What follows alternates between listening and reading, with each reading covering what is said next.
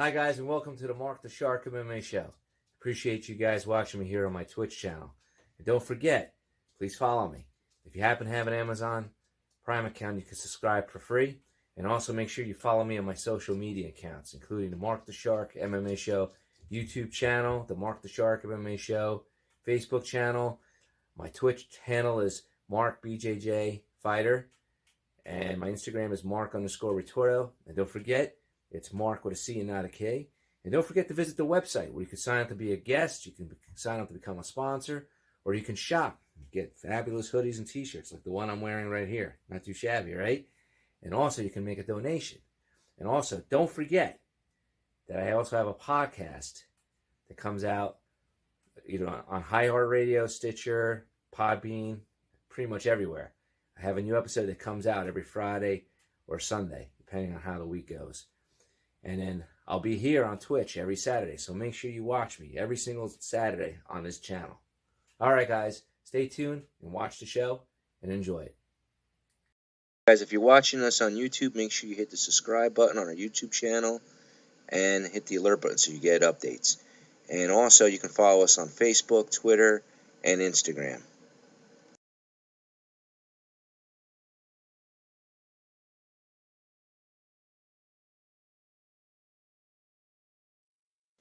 This podcast episode is brought to you by Defense Soap. Defend what you have built.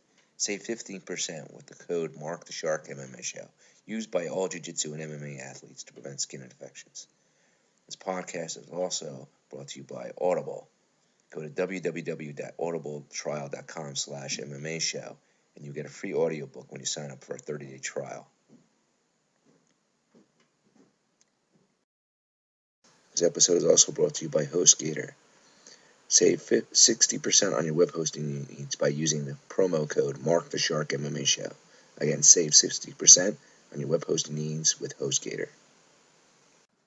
This podcast episode is also brought to you by Retorto Family Books. If you're interested in great books for your children to read, get books by Christina Retorto. And if you're interested in action, thriller, suspense books, you can get The Cabal, The Saga Begins, or fantasy books like Marcus the Vampire, both written by your host, Marc the Shark Retorto. Again, go to www.retortofamilybooks.com. Also, do not forget to go to the Marc the Shark MMA Show podcast website, the shop for our merchandise. We got t-shirts, hoodies, tank tops, hats, and even mugs. Anything you can want with the Marc the Shark MMA Show podcast name on it. And also, please do not forget to go to our website where you can make a donation to support the podcast. All you have to do is click on the donation button.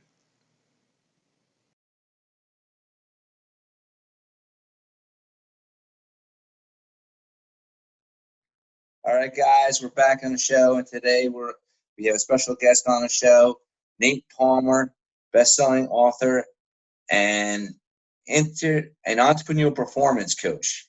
How you doing today, Nate? Dude, I'm awesome. I'm so happy to be here. Thanks a lot for having me on the show, Marc. Yeah, you're in the Shark Tank now. Oh yeah, good. Let's go. Yeah. So Nate, give the listeners a little background on yourself. Like, where are you from? How'd you get to do what you're doing now, and so forth? And what's your background? This is the part where I pretend like I'm humble, but I actually get to brag about myself. Yeah. All right. So my name is Nate Palmer. I've been in the fitness industry for like a decade. Started as a personal trainer. Then I started getting into some of the online personal training space as well. I've been working with a lot of people who are entrepreneurs and business owners. And originally I was trying to help people out by giving them some great exercises to do and giving them a way to work out in a small amount of time to match a busy lifestyle. I call this product Bod in a Box. It had a couple different pieces with it. What I found though was that it was very difficult for a lot of people to go from zero to a lot of exercise all at once, Marc. So okay. I started shifting that a little bit more to talking about more about nutrition because everybody eats. Yep. So now how do we basically give you a tactical overview of nutrition to make sure that what you're eating is actually fueling the life you want. So from an athletic perspective, like if you're doing jujitsu 2-3 hours a day, you need to fuel that activity, right? If you're Michael Phelps and you're swimming 10 miles a day, you got to eat to fuel that. But a lot of people don't think that, like, I'm an entrepreneur, I'm a business owner, I wear a lot of hats. I need to eat to fuel that as well. So what I'm trying to do is help people reframe their paradigm around food from like one of like diet equals how do I become less? How do I drop weight? How do I tone down, etc. To how do I become more? How do I eat in a way that amplifies my lifestyle, gives me a better body, gives me better energy, gives me more finances, gives me more freedom. So that's what I'm super passionate about. Here's my book called Passport Fitness. Talk about life on the road and how do you stay fit when you're doing that. Okay. Got a wife, got a 1-year-old baby girl at home, living in Phoenix, Arizona, and I have a man bun. So I don't know. That's basically it. That's coming back, the man bun. I don't know if it is or You're not not. the only guy I know that's got them. There's a few guys I work out with that got those things going on. So tell me a little bit more about your book. Like, where can people get your book? Is it just on your website, or is it like on Barnes & Noble or Amazon? Or Yeah, you can find it on Amazon. I can send you a link to throw in the show notes, but you Okay. just search on Amazon for Passport Fitness. Okay. The ebook right now is only 99 cents. One thing that I like about this book is that it's got big writing. You don't really, Yeah. you can get through this book, trust me. Yeah, So, I did that with my book too, because I got bad eyesight. Yeah, it's just easier, I think. I like the size of it and everything. But my wife and I were super fortunate. We got a chance to travel through South America. So we got to see, we were in Panama for like 6 months. And then we went down through Colombia, Peru, Ecuador, Chile, Argentina. And we got to spend about 13 months in total on the road. So during that time, I love fitness. I love staying in shape. I love exercise. So I would try to go to local gyms and stuff, but a lot of times they didn't just have gyms just everywhere like we do in the US. So I brought my suspension trainer with me everywhere. And I would work out every single morning doing like 20 or 30 minutes of exercise. And it just kept me feeling good. It kept me mentally working at a high level. It just I think training is just that foundational piece. And if you have that on a daily basis, everything else kind of falls in line, right? Mm. So that's kind of the premise of this book. How do you stay in shape? How do you get those workouts in? How do you eat when you're, not in your own routine? You're not at home. You're actually somewhere international and they don't even serve food. You know what it is. So Yeah. How'd you get to travel for so long? Well, oh man, we were just incredibly fortunate. So we had originally decided to move down to Panama for 6 months and do what's called workaway. So workaway is like woofing. It's like where you go and you will work for someone for 4 or 5 hours a day, 4 or 5 days a week, and they feed you and put you up.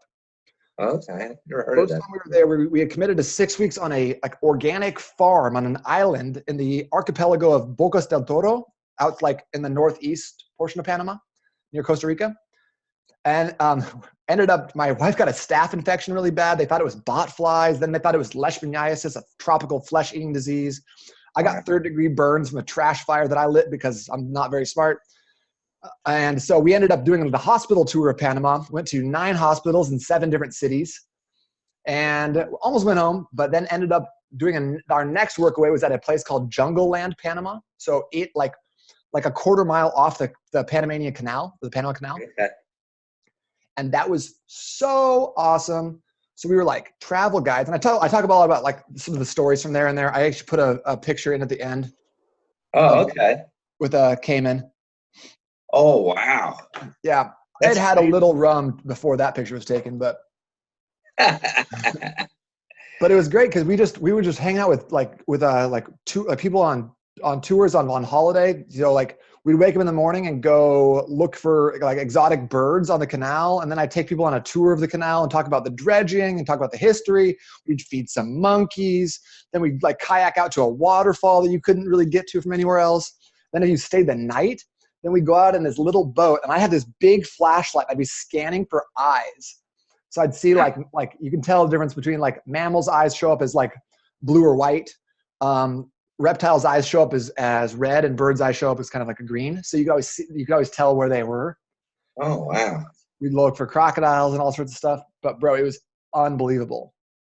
Wow. Now getting back to the nutrition for entrepreneurs, do you come up with a specific diet for every client that you get, or Is it just like a generic diet that you put together for like the average person? Both. Okay. So on one hand, I want to make sure that I give people the information that they need and a framework that's basically like, here's what I want you to do for morning, here's what I want you to do for afternoon, here's what I want you to do for evening. And then give them the tools that they need so that even if I'm not there 5 years from now, they can still plug and play this information and get results easily. Okay. But on top of that, when the people are working with me, I give them a lot more specifics. We dial in like their particular situations. So rather than me being like, okay, wake up in the morning and have 25 grams of whatever, we'll talk through like what's your morning look like? Are you taking kids to school? Can you only have time for coffee? When does work start? And we figure out those time periods and how to make sure that they're like really balanced, but all within the framework that I've developed that gives people the max amount of energy from the food they eat. Oh, okay. So is there like an example that you can give? Yeah. I actually just created something. Can I screen share right now? Is that cool? Yeah, I don't know if you can, though. I never. I'm going to try. I'm just going to try. I don't know. Let's see. I don't know if that works. I don't see anything. See it? Oh, okay. Yeah. So what I did is everyone knows kind of about carbs, proteins, and fats. But what I wanted to do is make sure they knew what was a protein and a fat. So I gave them this list right here. And then what are things that are proteins, but also carbohydrates? So I gave them this list right here. So break it down even further. And then here's a framework that I put together, make it really easy. So in case you're just listening to this, basically breakfast is going to be a protein and a fat. Lunch is going to be a little smaller than breakfast with a protein and a couple servings of vegetables. And then dinner is going to be the biggest meal of the day with 2 servings of protein, 2 servings of carbohydrates, and then 2 or 3 servings of veggies. And that's the general framework and the guidelines. Obviously, people fit in snacks. There's coffee in there somewhere. We kind of weave it to your specific needs. But this is the daily framework that's going to keep you feeling energized and full all day. Because if you're following that kind of bodybuilder style nutrition where it's like, hey, you need to eat 6 times per day. What's happening is during the day, every time you eat, your digestion is sucking 70% of your body's energy from your brain, from your arms and legs, all this. So you can't really be on all the way if you're always in digesting mode. On top of that, when you're eating food, you put your body into what's called a parasympathetic nervous system state. That's your rest and digest. So like you have your fight or flight, your sympathetic nervous system, and you have your rest and digest on that spectrum. So when you're in the middle here and you start eating, it just kind of like puts you to sleep. And you know this feeling because we've all had it at 2:30 because we ate Chipotle at noon, right? And you're like, you know what sounds good is a nap. Yeah, exactly. So this is the opposite of that. This is light daily eating that's going to keep us in that sympathetic state, that hunting reflex, where we're actually going to be having a lot more blood flow to our brain. We're going to feel like a little bit more like on. I try to liken it to being like a flow state, even when you're not like an athlete. Does that make sense? Yeah. When shit's just going for you, you're feeling good. You're like, everything you say is awesome. The people when you're having a conversation with someone, you're like, man, I nailed that. That's what I want for people all the time. And I want you to be able to access that at will via your diet. And it's possible. Now, do you limit your programs to just entrepreneurs or do you work with like anybody pretty much? I mean, I work with people who want to optimize. I like entrepreneurs and business owners because those are the people who have a growth mindset. And they also can understand that, if I feed myself correctly and I have more energy for even 1 more call per day, 5 more calls per week, 20 more calls per month, that's money in my pocket. Whereas if someone who's like, oh, I work a desk job, I don't give a shit. They don't really understand. Like, it's not like energy in equals dollars out. So I love that comparison because like someone who eats what they kill, a commission-based salesperson, a real estate agent, anyone like that gets this concept, because while your competition is falling asleep at 2:30 and you can be lit and you can be on and you can make a great first impression with a new prospect, you're going to kill it. Wow, it's amazing. Now, how do you promote yourself for this? Because I would think that this would kind of like a hard, I guess, niche to get into. Like, how did you come up with this niche? Like how do you usually promote yourself and your brand? That's a good question. So I'm pretty active on social media. That's kind of the easiest, lowest barrier of entry, right? Yep. I like to put out a lot of content around nutrition, around training. I still love to geek out on like squat form and Bulgarian split squats and hard ass exercises. But what's been amazing recently is I've been actually doing presentations for like different realty offices, mortgage offices, offices of people that are filled with, you know, commission-based salespeople and entrepreneurs. So I was just in Seattle for a month, and I got a chance to present at the 2 Windermere realty offices and then a Caliber Home Loans office. And it was so fun just being in like a room filled with energetic, like upbeat, awesome people. So that's been a big way of promotion recently. Yeah. So how do you get those gigs? You do a lot of cold calling, or did you get those contacts through social media? Yeah, social media, just talking to people that I know. A lot of people are real estate agents. I know a lot of people who are in the mortgage business. So trying to just kind of go through that organically right now. And then my hope is that as I do a good enough job and get better and better at those presentations, because I think there's a balance, right? I want to educate people, but I also want to give them the inspiration and motivation to actually put it into practice. Because if I talk to someone a week, 2 weeks later, they kind of forget that what I was talking about with insulin and blood levels and blood sugar and hormones. Don't remember that, but they might remember the one thing I said about breakfast. So yeah, that's true. So I want to dial it in, like, and just keep getting better and better. Like similar to any sport or lifting weights or whatever else, it's reps, right? The more reps I can get there, the cleaner it's going to be, the better my form's going to be, the better my technique. And then hopefully I'll get more and more referrals because I'm killing it. That's the. Now, have you ever tried working with like athletes at all? Like either from the exercise perspective or the nutritional? Do you work with any like athletes, like, I don't know, jiu-jitsu guys or MMA fighters or, I don't know, any other athletic persons or? Yeah, I actually, when I was in Seattle for a while, I was doing a lot of like body work, like massage and stretching and stuff for some guys who were deep into jiu-jitsu. And that was fun because guys who do jiu-jitsu are the absolute toughest guys on the planet. I'd be like, I know this has got to be hurting you. And they're like, nope, doesn't hurt. I'm like, okay. They're like, actually, if you could go a little harder, that'd be good. I was like, all right, bro. Oh, so it was fun to work with guys. So you do massages too?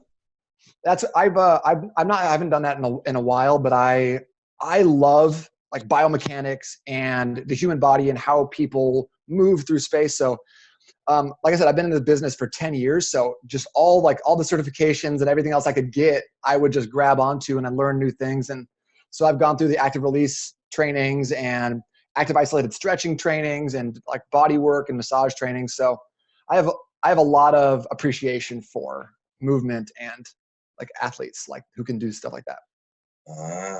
Have you ever used cupping at all, or? Mm-hmm. Yeah, I like cupping. What are your thoughts on that? I haven't done that yet.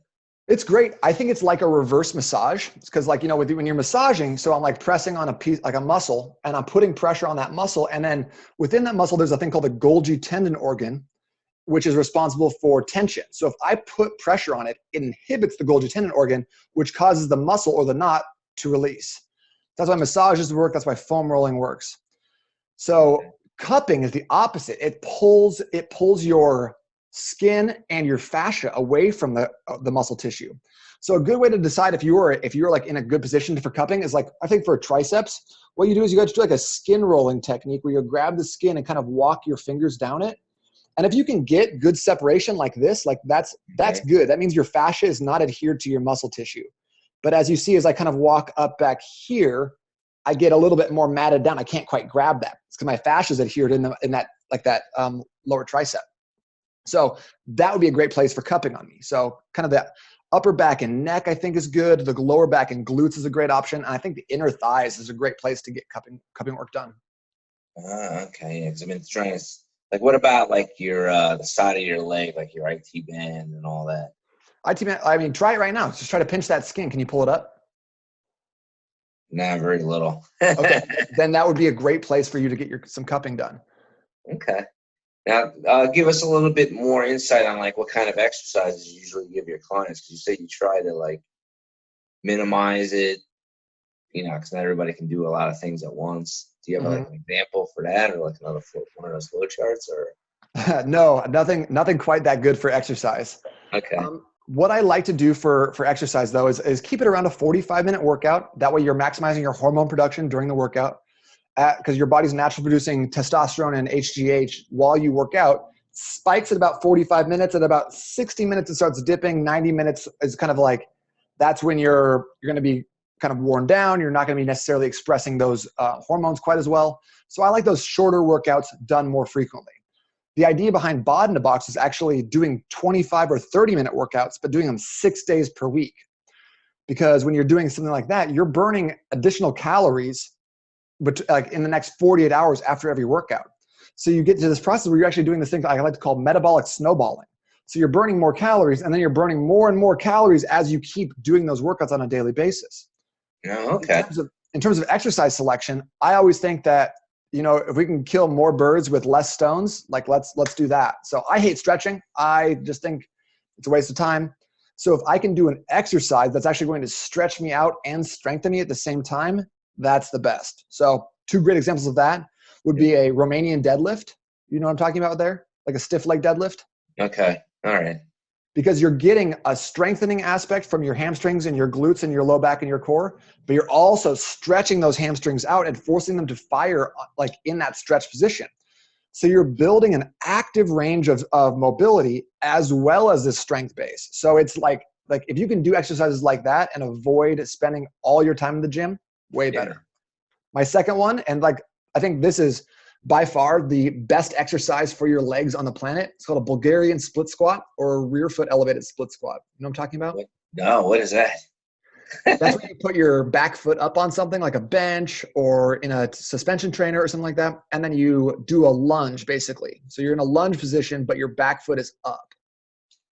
Oh. You know what I'm talking about? I can show you off this chair right now. Single leg, like a single leg squat kind of, but you're doing a lunge. Yep. Oh, okay.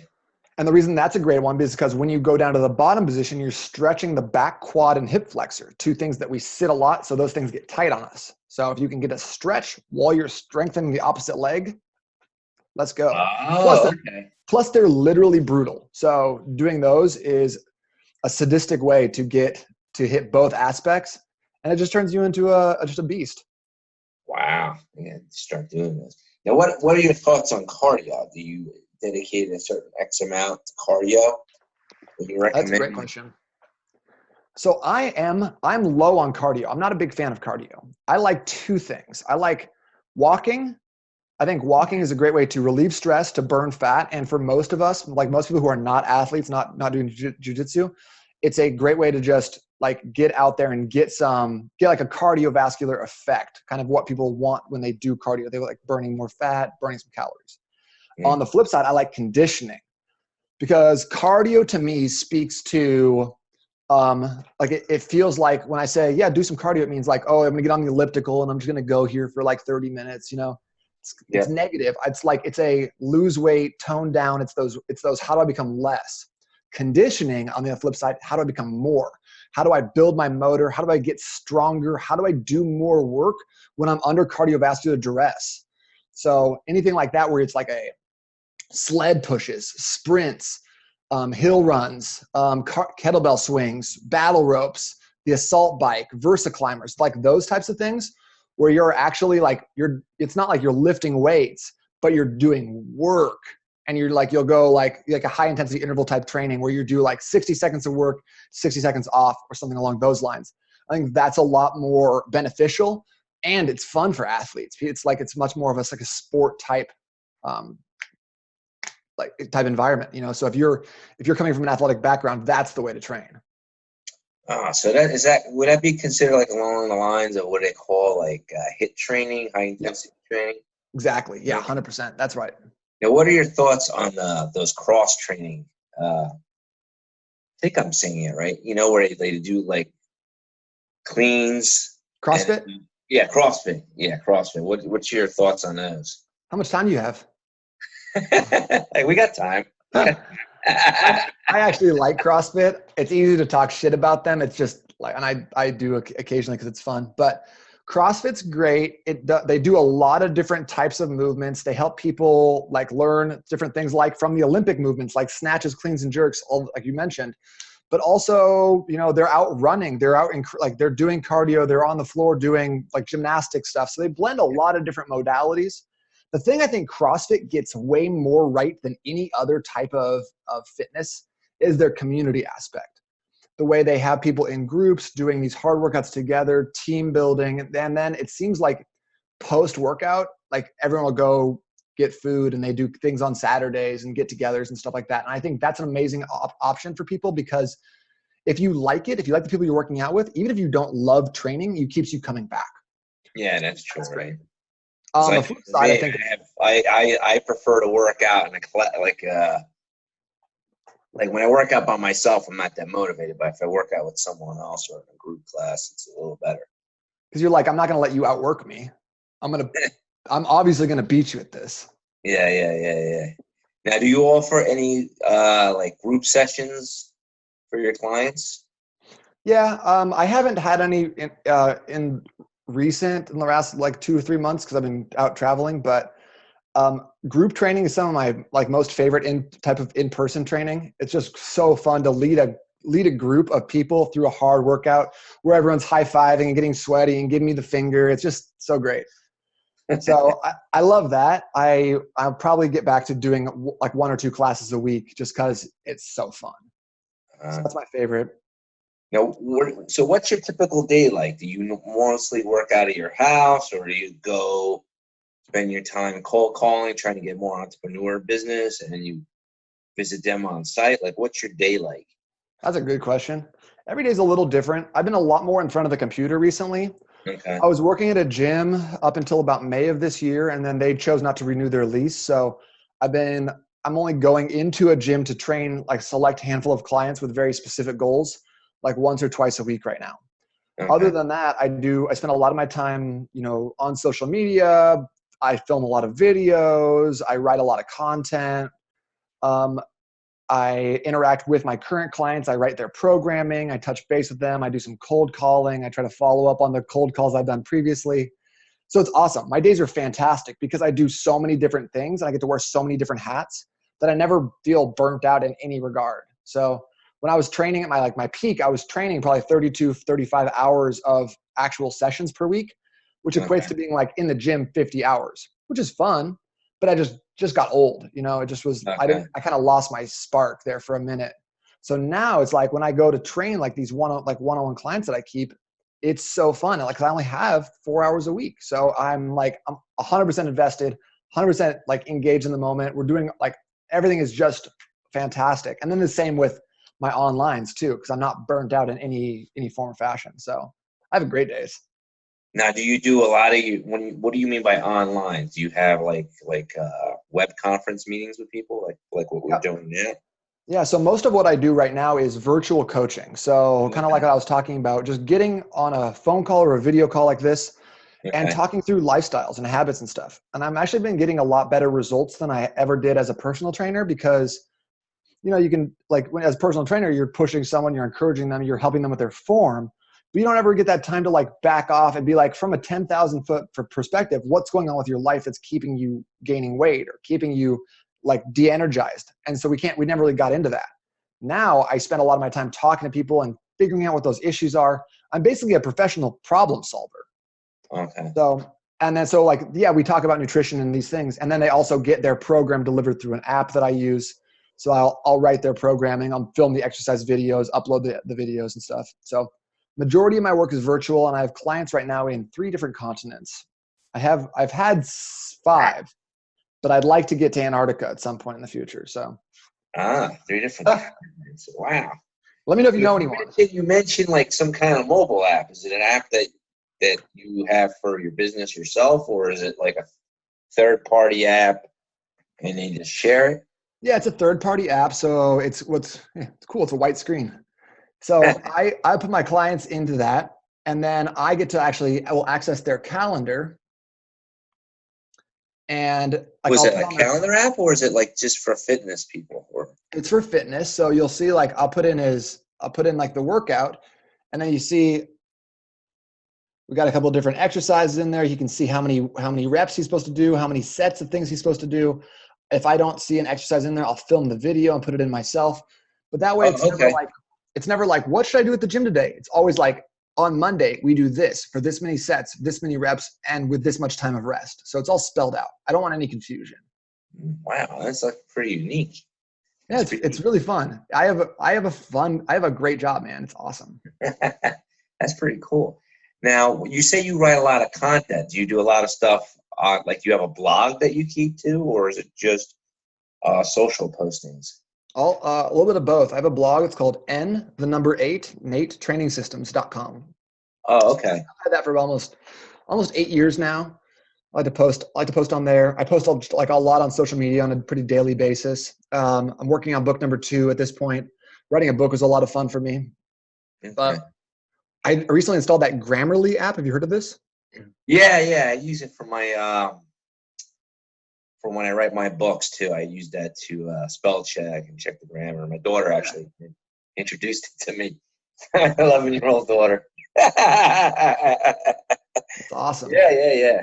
But I love it because I love it because at the end of the week, it gives you an email and it tells you how many words you wrote that week. And then it keeps a running tally of how many words you wrote like through the lifetime of your account. So I installed it in like May of this year and I put up something like 400,000 words since then. And so I don't know, it pumps me up to see those numbers keep climbing, right? Yeah. I take it you have the paid account, right? No. Oh no, you still use the free version? Okay, I didn't know they did that with the free version. I just used the free extension. Yeah, because like if I had a paid account, it's going to tell me more stuff I did wrong. No, thank you. I don't need your feedback, Grandma. I just need you to count my words. Now, I'm assuming your blog is like a WordPress site, or is it? Yeah, it's a WordPress site. Are you good at that SEO marketing stuff, or? I get better every day. You get better. It's not easy, right? No, there's a lot to learn, and it's always changing. But I have a couple of really great mentors who help me out with things like that. A lot of people that I'll run stuff past, and I just I know I'm not going to be perfect at things. I know my grammar's not perfect, my SEO is not perfect, my writing's not perfect, but I just go and do it, and I try to do a little bit better every time I go. That's interesting, yeah. Mm-hmm. But I love talking about this stuff too. I'm not amazing at it, but I like going and figuring out what keywords are people are searching for, and trying to reverse engineer it so that way the blogs show up a little higher in the searches and people get what they're looking for, and they also get what I want to give them at the same time. So exactly. Now, do you have your own podcast at all, or no? I do. It's called the $1 Million Body Podcast. Okay. Yeah. So we're about to jump back into it. We kind of took the summer off. Okay. And we're about to start rolling out. You call it season 2? I don't know. Okay. And is that like available like on iTunes and Stitcher? iTunes, Stitcher, Spotify, Anchor, 1 or 2 others. Oh, okay. Yeah, now, do you do YouTube videos as well, or is it just strictly audio? Oh, yeah. I got the YouTube videos. YouTube.com/N8 training systems. I wish I hadn't chosen that because I honestly spend a lot of time being like, no, it's an 8. No, like not ATE, it's like an 8. And then because I thought it was really clever like back then, and now I spend so much time talking about it. Yeah. Whatever. Yeah, I got like 400, 500 videos on there. A lot of exercise stuff. A lot of what I've been doing recently has been a lot more like motivational, talking about like, hey, if I were traveling, here's what I would do. Here's why you shouldn't quit, those sorts of things. Okay. But if like you scroll back through it, I got like 350 different exercises on there as well. So I got stuff. And that's used those videos in that mobile app that you showed me. Oh, 100%, okay. Yeah. Now, is your podcast on YouTube too? Or is it just strictly audio, or do you upload it occasionally? Sporadically on YouTube. I've got like, I think I've got like 30% of the episodes on YouTube because I just haven't done as much good of a job keeping them all up there. Yeah. I got to start doing more of that. But yeah, like what platform do you use? You use Anchor? I was using Anchor, to upload everything, just because it's great to you throw it up there and it puts it all in one place. Yeah. And if I can, like, I'm a one-man show, same as you. So like if I can spend a little less time doing something, I'm in for that. Yeah, exactly. Now let's get back to the nutrition. So what are your thoughts on all these types of diets? They got the keto diets. They got, I forget that other Whole 30 years ago where you cut all your carbs out. Atkins. Yeah, that's it. Like, what are your thoughts on those different types of diets? And there's what's the other one called? The Miami diet or something? South Beach diet, where you Yeah, only eat yeah, oranges. I don't really know that one. But what I do know about diets is that they all work. And the reason that diets work is because you minimize your caloric intake versus your outtake. So people are like, oh, the keto diet's ketones, very important. They're like intermittent fasting, your hormonal energy, autophagy. And you're like, yes, those things are true, but they're so minimal in the grand scheme of things. Diets work because you're not putting as much food into your face. That's it. That's how diets work. So like when someone goes through like a keto diet, loses a bunch of weight, but they don't actually learn how to continue to eat well on their own outside of this very rigid diet, they gain the weight back. There's a 97% recidivism rate, or like weight regain rate, yep. after people go on diets. Diets work in the moment, but they do not work long term. And that's why I'm not into them, because I want to teach people, hey, here are the rules. Nutrition is like, it's complicated for sure, but there are rules you can follow, and like rules about protein, carbs, and fats, how they interact with your body. What does protein do? It breaks down into essential amino acids and it deals in recovery and repair. What do carbs do? They break down into glycogen or muscle glucose, and they help you with your high impact activities, your running, your jiu-jitsu, your lifting, those sorts of things. What do fats do? Fats are great for those low impact activities, walking, reading, creating, being more intentionally focused with your brain. But once you learn these rules, Mark, and that's what I'm trying to do, is teach people the rules so you can follow the rules if you want to, or you can break them. But you can decide, rather than being like, well, I don't know, Whole30 said this, keto diet said this, because at the end of the day, no one gives a shit about your health and your life like you do. So you got to figure this out. You got to get a PhD in your own personal nutrition and your own body. Because if you don't, no one's going to do that for you. Yep, that's true. Now, what are your thoughts on like people that walk around with those calorie calculators on their phone?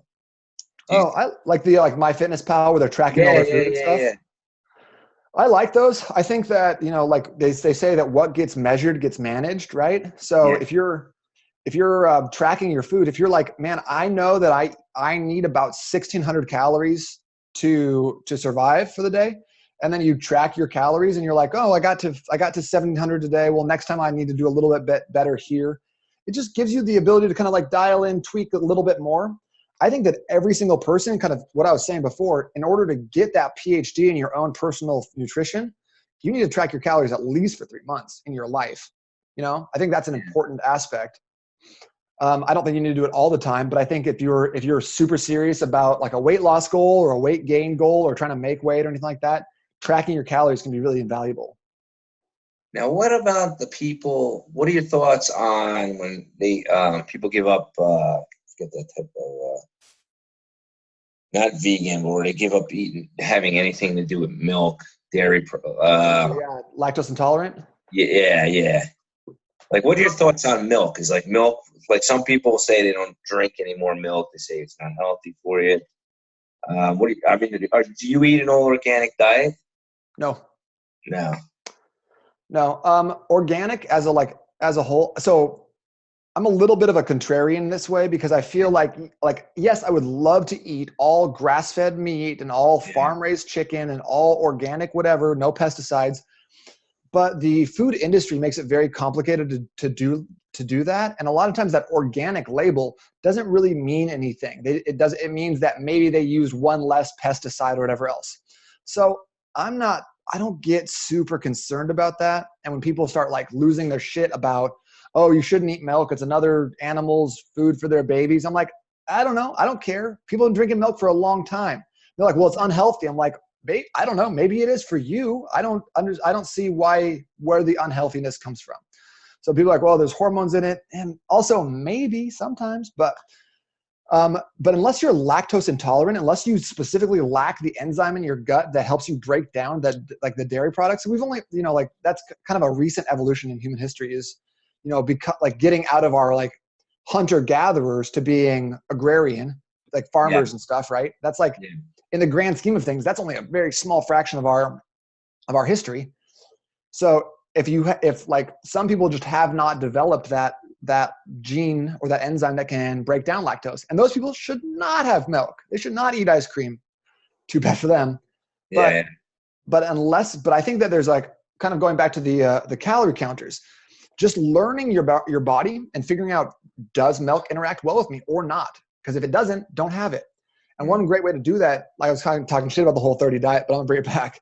Whole30 diet's a great way to get rid of all the foods that potentially could cause allergic reactions. So you cut out grains, gluten and non-gluten. You cut out dairy. You cut out legumes. You cut out sugar. You cut out alcohol, and one other thing. But then when you get done with them, when you're done with like a 30 days of not eating any of those things, you add them back in strategically. So you'll do one day where you eat non-gluten grains. So like barley, quinoa, amaranth, whatever else. And then you do another Whole30 day and you see what your body does. Are you bloated? Do you feel like crap? Is your energy low? Okay, maybe you shouldn't have those foods. Then you do another day where it's like legumes. So you have beans and peanut butter and whatever else. And you see, how does your body react? Because it's not like the one thing I hate about nutrition and fitness is it's an industry filled with dogma. People are always like, this is bad and this is good and this is clean and this is dirty. And it's not like that. Life is not like that. It always depends, you know? So yes, you probably shouldn't be eating like straight candy and popsicles all the time. Yeah. Right. But you can't come to me and be like, oh, you're eating bread. That's a dirty food. Who says? Maybe for you, I don't know. Like I do great with gluten grains. I eat bread all the time. I love it. Now, do you eat whole grain bread or like white bread? No, I generally, if I'm going to eat bread, I'll eat like Dave's Killer bread or I'll do like a sprouted grain bread. I try to maximize my nutrient intake rather than kind of being like, this is a dirty food. I want nutritious foods. I want foods with high amounts of vitamins, minerals, and micronutrients in them to help me do my best, feel my best for the long term. You know, so yeah, maybe sometimes there's pasta in there or a slice of white bread, or maybe I go to Olive Garden. I don't know. And like, I'm not going to get crazy about it, but 90% of the time I'm eating a highly nutritious diet, and I'm encouraging my clients to do the same. Oh, okay. And then what are your thoughts on like vegetarian or vegan diets, or is it the same type of thing? Like if it works for you, that's it. If it doesn't. Yeah, I think so. Have you heard the joke, Mark? How do you know if someone's vegan? No. Don't worry, they'll tell you. You could also sub in, how do you know that someone does CrossFit? Anyway, but like, again, like I think that with like the vegetarian and vegan diets, those sometimes, so I have that dogma I was talking about earlier, but they can also have that holier than thou mentality, just depending on who you're talking to. And that irks me as well, because I feel like, you know, we're talking about fucking food here. We're not talking about like your political party or your religion, you know, like it's food, it's fine. So I don't need you to put anything on me. I had someone ask me the other day, they're like, how can you eat that garbage? I'm like, this is a grass-fed steak, bro. You don't know. Stop yelling at me. But apparently veganism or vegetarianism is kind of now correlated with like the epitome, like the highest level of health. Like it's a plant-based diet. I watched Forks Over Knives, the China study. But there's no science really that points to these types of diets being more healthful than other diets, than like other good diets. You know, yes, they're better than the standard American diet, but everything is. So they're fine. If you like them and they resonate with you, fine. But as an athlete, Mark, you know, as someone who wants to look a certain way, who has performance goals, it's very hard to get enough protein on a vegetarian or a vegan diet. So if you like it, great. And I'm not going to tell you not to do it. It's your life. Do your thing. Yeah. Figure out what works for you and go for it. But that's not for me. And if you're looking for maximizing your physique or your performance, it's probably not for you either. Yeah. Now, if, again, like, because we're getting to the close here, so if people wanted to get in touch with you, what was your website again? N8 trainingsystems.com. And then what's your how would they get in touch with you, like on Facebook? Facebook.com/N8 Palmer. Ah, okay. And then you have a Twitter account, I'm assuming? N8 training. There you go. Instagram? Same. And I put up a really sexy slow-mo video of me drinking water today. So, you got that to look forward to. There you go. There you go. And then you got the hold up your book again. There you go. Passport Fitness, guys. That's available on Amazon.com. Can I get that off your website too, or no? No, just on Amazon. Okay, I didn't know if you had a link on there. And what was the name of your podcast again? The $1 Million Body Podcast. There you go. All right, guys. That's it. We'll be back after this short break. All right, guys. We'll be back after this short break. All right, guys. We'll be right back. But first, a word from our sponsors.